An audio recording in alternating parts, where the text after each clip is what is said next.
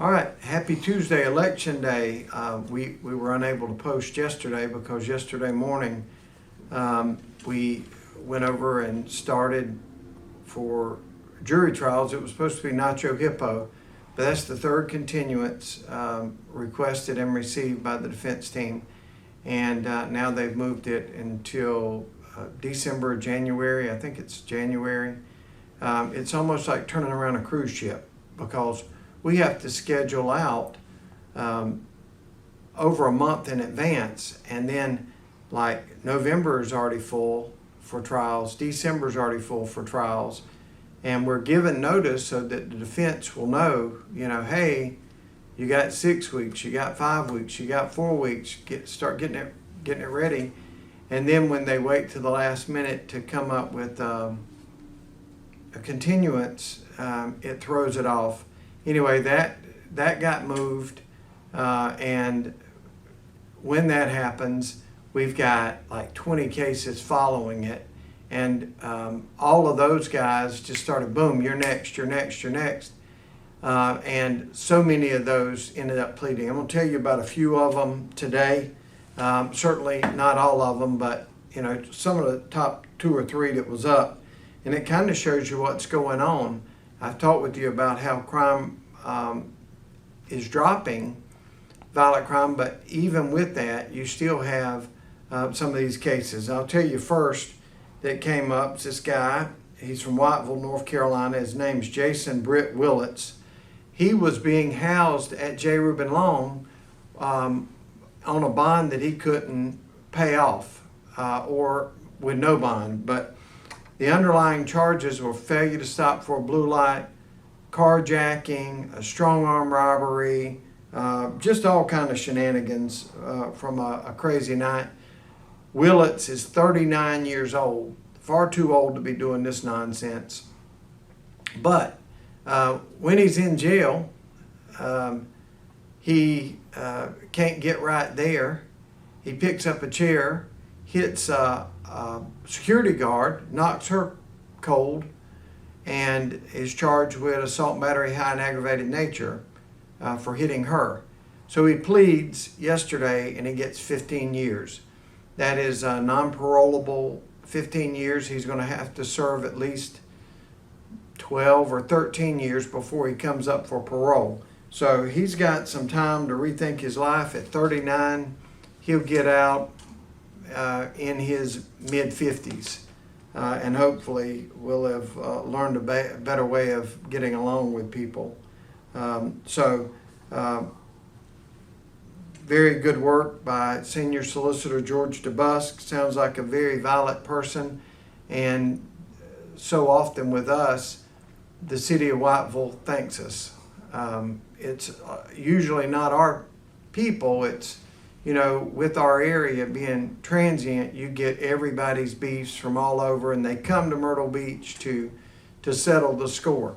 So, which is what happened here. The next case, it was up for trial. Young man's name, he's 23. His name is Michael Keith Skiles, 22, of North Carolina. He actually shot and killed one of his friends, a 23-year-old, Jordan Drake. That was May 13th of last year. Those two were from the same small town in North Carolina. They come down here, they hear, well, both of us are here at the beach. We used to be friends, let's get together and put all of this behind us. Some sort of beef that has got them angry at each other. Well, out of the blue, out of nowhere, it appears that Michael Skiles pulled a gun and shot and killed his former friend Jordan Drake. And now he's looking at 30 years to life imprisonment without the possibility of parole. He pleads guilty to the murder, and he receives a sentence of 35 years. So again,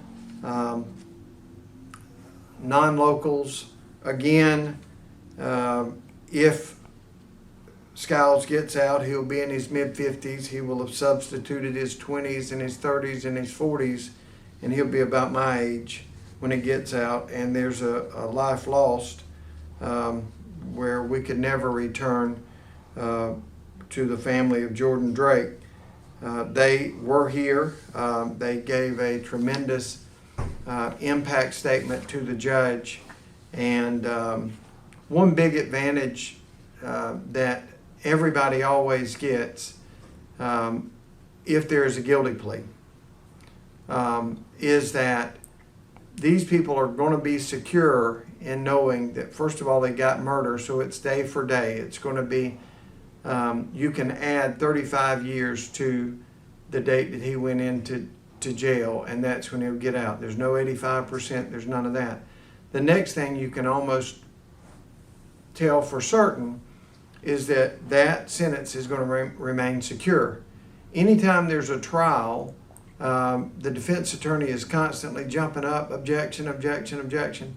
What that is he is creating a record so that another court that has no idea of what went on in this court reads the record, and they look at those red flags that have been raised every time he says objection, and they rule on every one of those. So after a trial, you get a break for about, 9 days. The 10th day they filed something on a rehearing, and then at about a 3-year mark, you start getting hit with appeals to the Court of Appeals, to the Supreme Court, to federal court. You start getting hit with post-conviction relief stuff, and it goes on forever. So most of the time at a plea, the family can at least know that they're still going to appeal, but it's not going anywhere. So it's that's a good resolution, and that was Liz Bryant. She is a very good prosecutor that's been with our office now going on probably 2 years, maybe 3, but a young attorney, and she's doing an incredible job representing the state of South Carolina. Finally, we had a case, another very young prosecutor, Jess Glasgow. He had a case on this trial roster, and when we put the jury in the box ready to go, the first case gets continued. Now it's, all right, Mr. Samuel Sellers, 51, it's your turn to come up here and get a trial by your juries. This is what, by your peers, this is what you've been asking for. Well, Mr. Sellers, like almost everyone else on the list that wasn't continued, said, no, I really don't want a trial. I did what you said I did. I'm pleading guilty.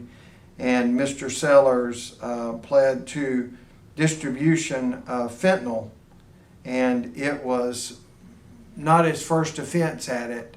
So at the guilty plea, he got a 10-year sentence. And those are just a few of the cases. One disadvantage is all of the hard work that goes into getting a murder trial ready simply to be put off and have to do it all again.